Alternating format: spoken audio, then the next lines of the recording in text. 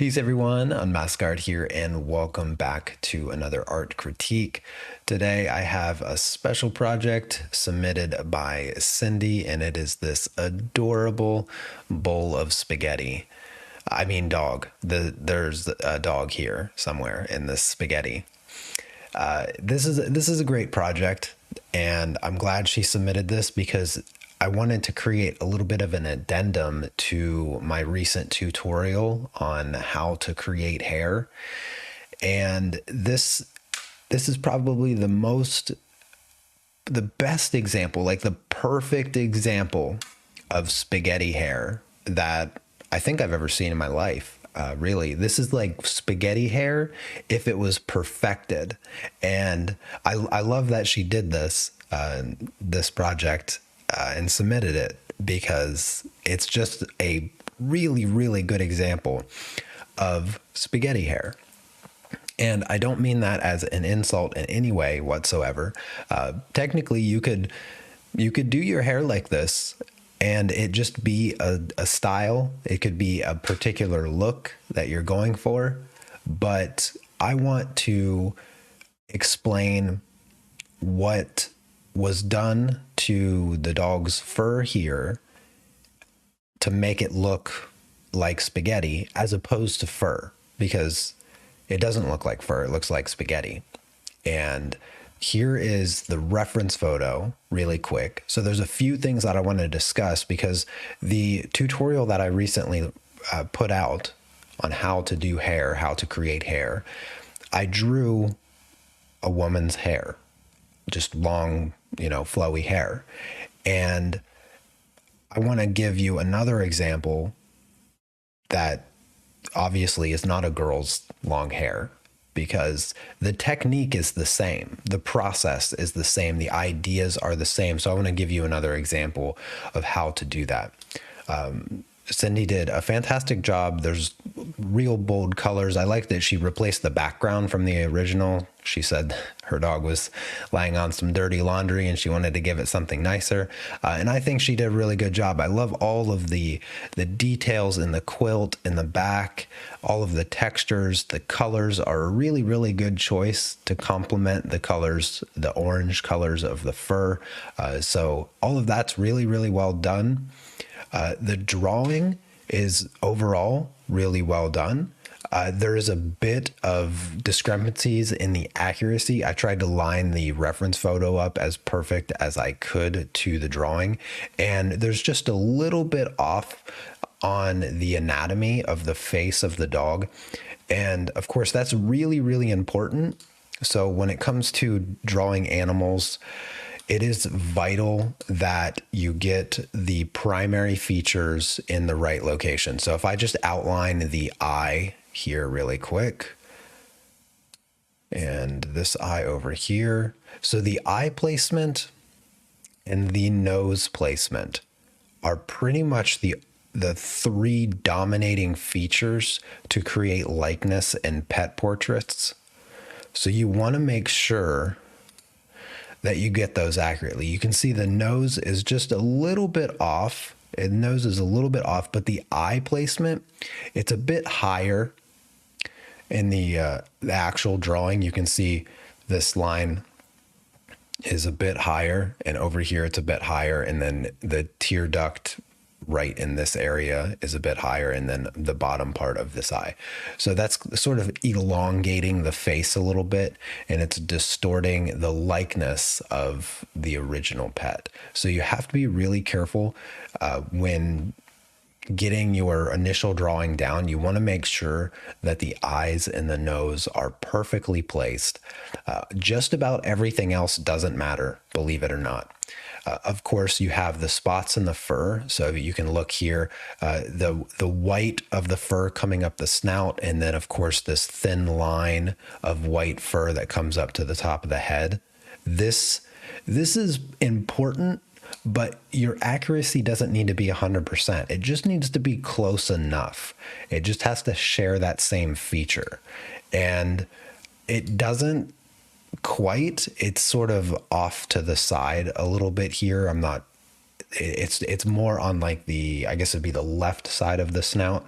So it's an important feature. It doesn't need to be 100% perfect, but it should be a little bit closer than what it is here in the drawing, because it's more symmetrical. It's a bit more symmetrical than what it is in the drawing here. This is really like dominating the left side of the snout. So just make sure you get those important features closer to the original in order to capture the likeness. Okay, so I just wanted to touch on that really quick before I get into the process of the fur. So following up on my recent tutorial on how to create hair, let's just break down the reference photo. Let me show you how to do this so that you can do it in your future projects, okay? So if you recall in the tutorial, if you haven't seen it, I highly recommend it. The first thing you want to do is you want to break down the features of the fur. And there's 5 features. So you have the shadows, you have the highlights, you have the midtones, you have the flyaways, and then you have the flow. Okay, so let's just break those down really quick. It's not going to take a long time. So what I'm going to look for is I'm going to look for the dark shapes. So there's a dark shape here, a little bit of a dark shape right here. This is the darker fur. You can see this patch over here, you know, this is sort of off screen, but it's a darker patch. You have this slightly darker patch here in the ear, sort of creates this shape here. And you got a few spots here, some shadows like right underneath the ear. And technically this is a little dark patch.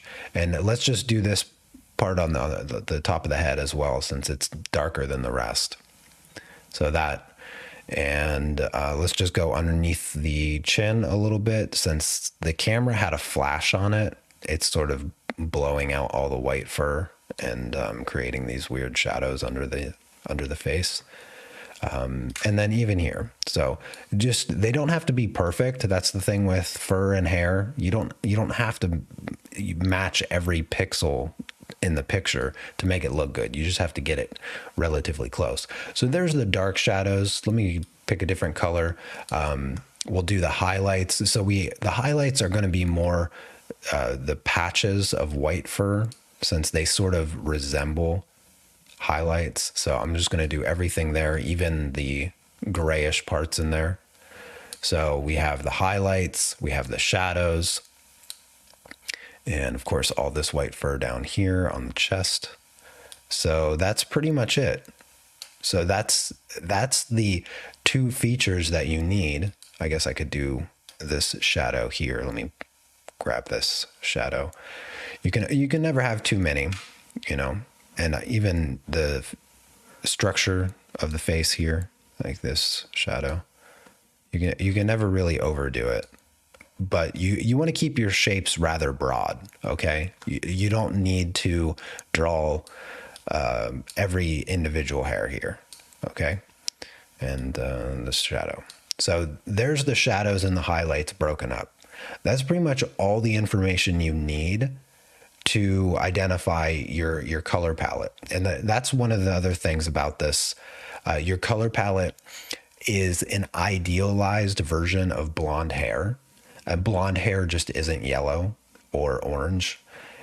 We associate yellow and orange in blonde hair because we sort of perceive it as that. It's the same reason if you tell a toddler to draw a landscape or whatever, they always choose the color yellow to represent the sun, even though the sun is, well, I don't recommend looking at the sun, but we've all done it. We've all looked at the sun. Even if you look at the sun, you know, peripherally, it's white.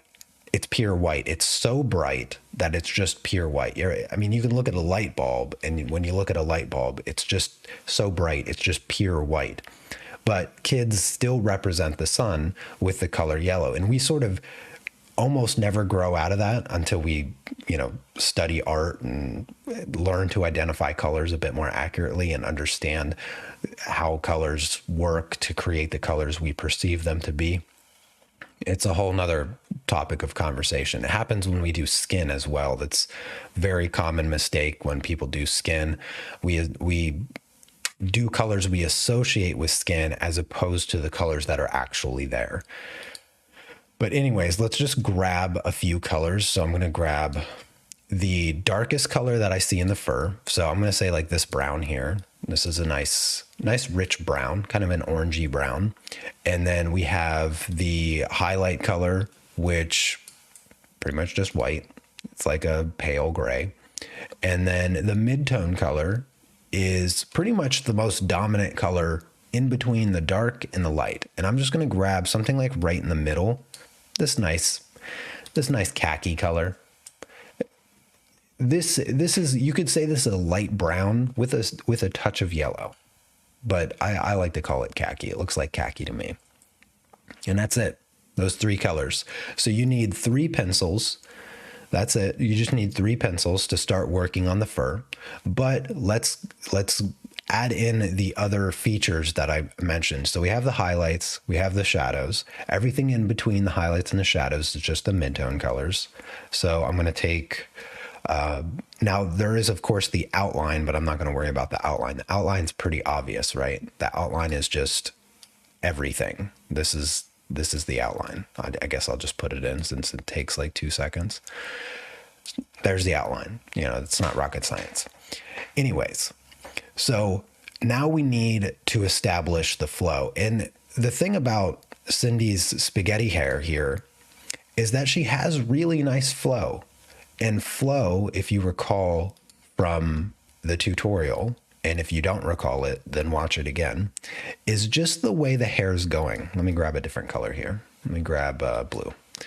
So it's just the way the hair is moving or laying in the picture, right? And she has really nice natural looking flow, really smooth curved lines, the way that fur usually lays. It has a nice almost brushed look to it, and it has a nice little smooth curved lines. That's what you generally look for. The unfortunate thing is that her flow is not correct to the reference.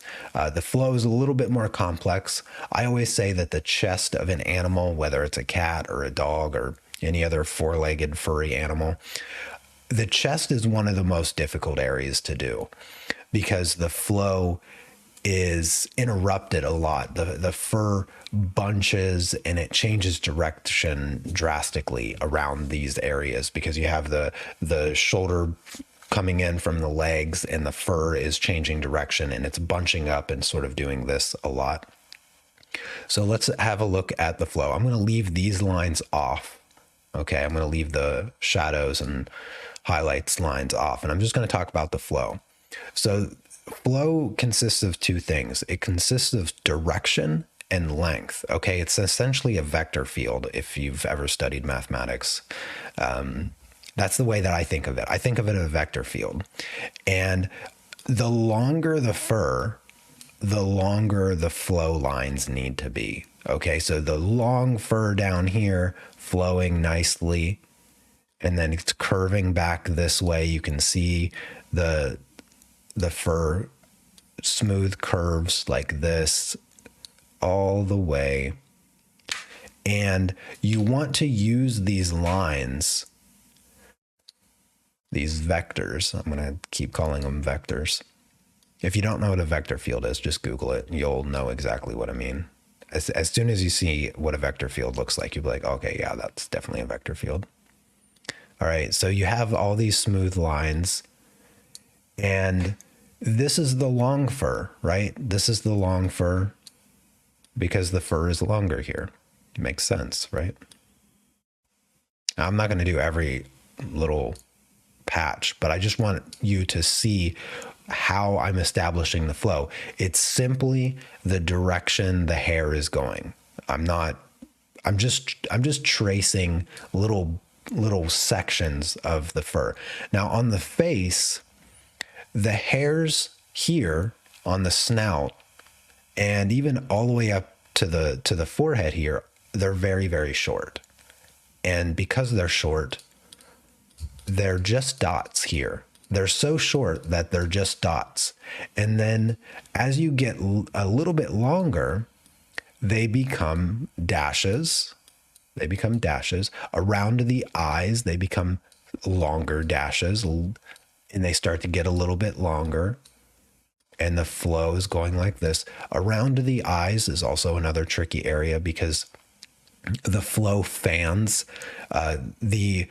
The flow of hair around the eyes of dogs and cats, it fans out. So it goes like this, and then it curls back. Okay, I'm going to extend them just a little bit to show you. So it extends like this, and then it gets to the corner of the eye, and then it pinches. And so you have the flow going like this, and then it pinches like that. So that's what I mean by fanning out. And the fur is, I'm going to make these lines longer, but not to represent the length, just to show you the direction. So it wraps around the eyes like this. Okay. And again, here it's short. It's all short here, but it still has direction, even though it's short. It's the length of the lines that you create that determine the length of the fur. So you need to be careful about the length of lines that you draw as you're coloring or painting fur or hair for that matter. It doesn't matter how short it is or how long it is. The length of the line that you apply your paint or your pencil or whatever it is whatever medium you're working with, it doesn't matter. The length of the line is really important in order to establish the length of the fur or hair you're trying to create. So anyway, that is the flow. That's mapping out the flow of the hair. And you can see Cindy had a pretty good understanding of the length of the line versus the length of the fur. You can see here, it's a lot of dots on the face. Now, these lines here are far too long. They're also in the wrong direction, but these lines establish a longer hair, and that's what makes the transition from this short hair into this, what is supposed to also be short hair, look really off, because these long lines create this feeling of long fur. And so it sort of feels like the dog's nose is shaved and really stubbly hair, and then all of a sudden it just goes into this long fur again. You can also see that the hairs don't really fan. They're going straight like this. And then up here, they do a little bit. Up here, she has the fanning of the fur a bit better. The eye is not too bad, but these hairs are straight and these hairs are not fanning. So here it fans like this. Okay, it sort of comes into a triangle like this. And these hairs here, they're flowing, but they're flowing too long. These hairs on the face are too long, the lines, and the direction is not quite correct. The complexity of the anatomy of the face is very difficult. And you want to take your time to make sure that you establish and understand what the fur is doing, where it's going, and that's going to help you create better looking fur. Now, that's establishing all the fundamentals that I talk about in the tutorial. When it comes to filling it in, fill it in exactly like I show in the hair tutorial. You're not drawing individual hairs. If you draw individual hairs, this is what you're going to get. When you are so focused on creating fur, you're going to end up with spaghetti because you're drawing every individual hair. On the first 2, maybe even 3 layers, it doesn't even matter. All you want to do is establish the shapes that I talked about, the dark shapes, the highlights, and then everything in between. That's it. You just want to focus on the shapes. And the number one rule is always work in the flow of the hair. So as you are filling in the shapes, just work in the flow. So follow the direction the hair is supposed to go, follow the length, use the long lines for the longer parts of the hair, and make sure you don't use too long of lines for the short parts of the hair. Now, generally, it's rather easy to keep track of that because the shorter length of the hair has shorter lines for you to follow. The flow is just short lines. So that's going to that's going to give you better fur. And if you have any questions, make sure you watch the hair tutorial, because I've spent weeks writing that tutorial to make sure that I touched on everything about creating hair texture. It's really not as complex as a lot of people feel it is when they're trying to do a pet portrait or just a human portrait or anything that has to do with fur. Fur and hair, they're the same thing. If you can draw hair on a person, you can draw fur on an animal. The technique, the process is identical. It really is. The only thing that changes is, color and the shapes. The highlights and the shadows tend to be significantly different on a furry animal than a person's head. So, but as far as filling in the shapes, following the direction, the flow direction, all of that's the same. And so I hope that this helped all of you out in creating better fur. And I look forward to seeing your projects in the future. So thanks again for watching, and I'll see you next time. Take care. Peace.